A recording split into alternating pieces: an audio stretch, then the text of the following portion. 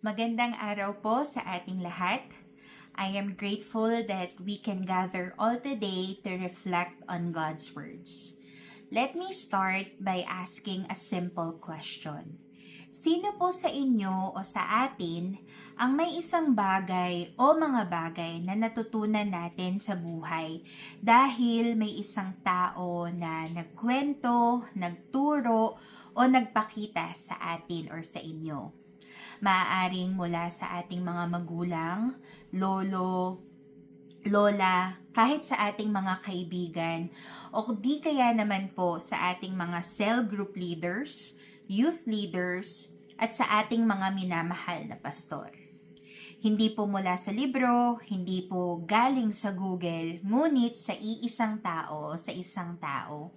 Siguro po by now may mga nagre-refresh o nare-remind po tayo ng kung ano-ano pong mga katuruan o yung mga natutunan po natin na na-acquire po natin based sa experiences ng ating mga mentors. Tama po ba? And that's how faith works because faith is more often caught than thought. Our key verse is from Psalms chapter 78 verse 4. Ang sabi po doon, we will not hide these truths from our children. We will tell the next generation about the glorious deeds of the Lord, about His power, and His mighty wonders. This verse reminds us that faith is meant to be passed on. That is why our theme for the month of March is all about generation builders.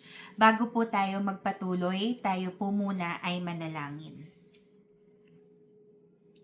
Ama naming nasa langit, muli po kaming nagpapasalamat sa araw na ito na buong biyaya ninyong ipinagkatiwala, ipinagkaloob sa amin. Salamat po sa buhay na patuloy po ninyong ipinagkakatiwala sa bawat isa. At dalangin namin na ang aming pamumuhay ay laging maging kalugod-lugod at magbigay luwalhati sa inyong dakilang ngalan. Maraming salamat po sa pribilehiyo at sa pagkakataong makapaglingkod kami sa araw na ito. Ama, kami po ay lumalapit na may pagpapakumbaba, humihingi ng kapatawaran sa lahat ng aming mga pagkukulang, sa aming pong mga kasalanang nasabi, naisip at nagawa. Salamat po sa inyong pag-ibig na laging sariwa sa araw-araw. Salamat po sa dugo ng aming Panginoong Hesus na naglilinis at sa kapatawarang patuloy ninyong ipinagkakatiwala.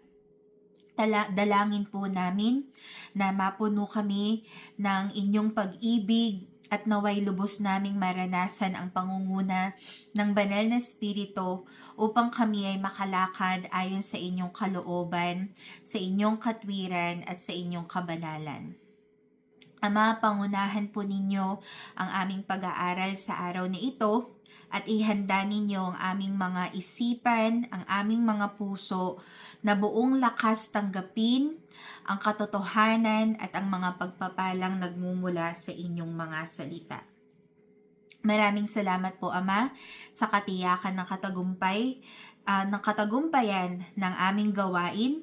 Sa inyo po ang lahat ng papuri, karangalan at kaluwalhatian sa tanging pangalan ng aming Panginoong Hesus, aming nag-iisang Diyos sa tagapagligtas. Amen. Amen. So, what can we learn from this verse? Meron lamang po akong 3 puntos na nais na i-share sa inyo. So, number 1, we will not hide from them or we will not hide them. Meaning, isa po itong desisyon, hindi po suggestion, hindi condition, at lalong hindi option. Hindi po sinabi ng Bible na kung may oras at available tayo, let's share God's words. Hindi po sinabi ng Bible na kung feel natin, mag-aral tayo ng salita ng Diyos. Kung mukhang ready na silang makinig or ready na tayong magbahagi, ipangaral natin ang salita ng Diyos. Malinaw ang sinasabi, we will not hide it. Ibig sabihin, may choice po tayo at piliin nating ipahayag at hindi itago. Ang faith po ay hindi lamang personal experience, but it is also a responsibility. A responsibility na maipasa. Kaya nga po, ang babala na makikita po natin mula sa Judges chapter 2 verse 10 is after that generation died, another generation grew up who did not acknowledge the Lord or remember the mighty things He had done for Israel. Isang generation lamang po ang tumahimik. Isang generation lang ang hindi nagkwento o naghayag ng mga gawa ng Diyos. At ang resulta, ang sumunod na henerasyon o generation, hindi po nakilala ang Panginoon at hindi nila alam ang kanyang mga ginawa. Hindi dahil masama ang next generation at hindi rin po dahil ayaw nilang makilala ang Diyos. Kung hindi dahil may nagdesisyon na hindi magsalita o hindi maghayag. Kaya ang we will not hide them ay isa rin pong paninindigan. Sinasabi nito na hindi natin itatago anumang bagay o mga dapat nating kailangan ibahagi patungkol sa ating Diyos. Hindi natin ipapaliban ang mga testimonies ng kabutihan at katapatan ng ating Diyos. At hindi po natin ipapamana ang katahimikan. Dahil ang pananampalataya na hindi na ibabahagi ay unting-unti nawawala sa alaala at ang hindi naaalala ay hindi maipapasa. Number 2, we will tell the next generation. Sa pananampalataya po, hindi lamang po ito base sa mga sermon or lessons na naitatanim. May mga naibabahagi, mga kwento o patotoo, ang isa pong paraan para magpalago ng ating pananampalataya. Dahil mas tumatatak sa ating mga puso kapag naipapasa through stories or testimonies, hindi lamang po sa simpleng speeches or manuscript. Sabi nga po sa Deuteronomy chapter 6 verses 6 to 7, "And you must commit yourselves wholeheartedly to these commands that I am giving you today. Repeat them again and again to your children. Talk about them when you are at home, and when you are on the road, when you are going to bed, and when you are getting up." Ibig sabihin po, ang pagtuturo patungkol sa pananampalataya ay hindi lamang po nakakonfined sa simbahan or sa pulpit lamang. Nangyayari po ito sa araw-araw o sa bawat moments ng ating buhay. Habang kumakain tayo sa hapagkainan kasama ng ating pamilya, sa kwentuhan bago matulog, sa mga biyahe, sa lakad, sa simpleng tanong ng ating mga kabataan o di kaya pag may pinagdaraanan ng ating kaibigan o ang ating mga mahal sa buhay at may nais tayong ibahagi kung paano natin ito ipagkakatiwala sa Diyos. Tandaan po natin mga kapatid, hindi po natin kailangan maging preacher muna o hindi po natin kailangan ng mga mic or spotlights. Kailangan lang po natin na maging totoo at matapang, ipahayag kung paano tayo tinulungan, kung paano gumawa ang Diyos, i-share kung paano na yung ating pagdarasal ay nawala ang ating mga takot, ikwento o ibahagi kung paano tayo bumangon muli dahil may pag-asa tayong nakamtan mula sa ating Panginoon. Kasi po, ang next generation ay hindi lamang nakikinig sa mga sinasabi natin. Pinapanood din po nila o nag-o-observe po sila kung paano natin isinasabuhay ang ating pananampalataya. Kaya hindi kailangan ng stage, ang kailangan lamang po ay isang simple o sincere na conversation kung saan ihahayag natin ang salita ng Diyos at kung paano ito kumilos o nakagawa sa ating mga buhay. Number 3, panghuli, the praiseworthy deeds of the Lord. Hindi perfection po ang pinapasa natin kung hindi ang katapatan ng Diyos. Madalas iniisip po natin na para makapag-share po tayo ng ating pananampalataya, kailangan mismo ang mga buhay po natin ay perpekto, maayos ito, kumpleto ang sagot at hindi po tayo sasablay. Pero hindi po yun ang sinasabi ng Psalms chapter 145 verse 4. Sabi po, "Let each generation tell its children of your mighty acts. Let them proclaim your power." Hindi nito sinasabing i-share natin kung gaano tayo kagaling o kung gaano tayo nakapagpatagumpay sa ating buhay. Ang sinasabi po nito ay i-share natin kung ano ang ginawa ng Diyos sa ating mga buhay. Kasama sa ating mga isi-share o ibabahagi is yung mga panalangin natin na minsan inabot ng panahon bago masagot, kung paano nanatiling tapat at mabuti ang Panginoon. Mga pagkakamali na hindi po tayo sinukuan ng ating Diyos at mga pagkakataong mahina tayo pero siya ay nananatiling tapat.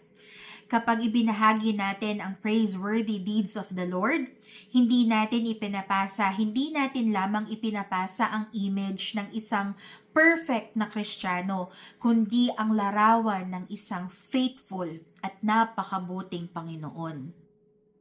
At napakahalaga po nun para sa next generation kasi matututo po sila na okay lang na magkamali, okay lang din ang magtanong, na okay lang din na hindi maging buo dahil kayang bumuo ng Diyos sa pamamagitan ng kanyang tapat na mga pangako. Sa ganito pong paraan, ang pananampalataya ay hindi nagiging mabigat or nagiging isang pressure sa isang individual kung hindi nagiging isang paanyaya. Paanyaya na mas kilalanin ng Diyos na kumilos sa ating mga buhay. Isang henerasyon ang magpapatotoo at susunod ang makikinig at sa gitna nila, ang Diyos ay laging maihahayag. Kaya mga kapatid, kung ating pong pagsasamahin itong mga simpleng puntos na ito, lahat ng ating napag-usapan, malinaw lamang po ang mensahe. Ang pananampalataya ay dapat hindi itinatago. Hindi dapat pinapatahimik at lalong hindi dapat pinagpapaliban.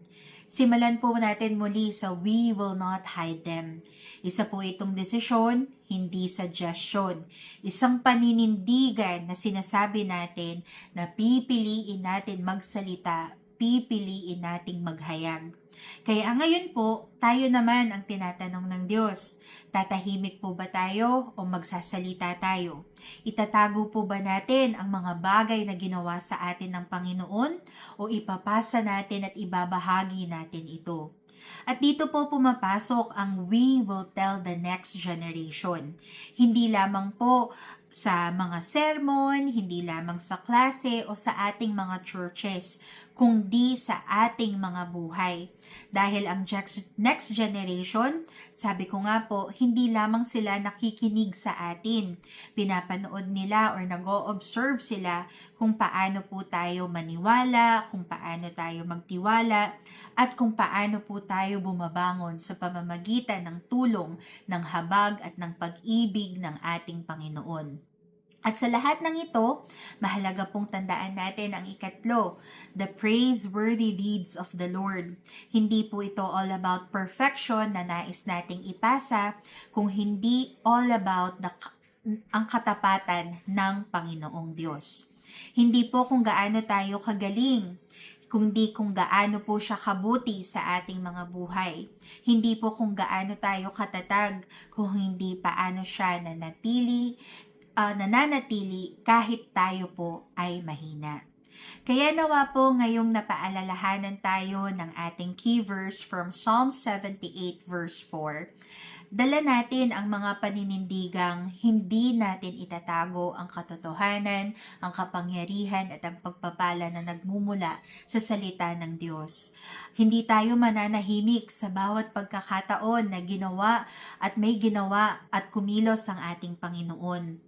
Hindi natin ipapamana ang katahimikan, bagkus ang tapang na ipahayag kung gaano katapat, buhay at mabuti ang ating Panginoon.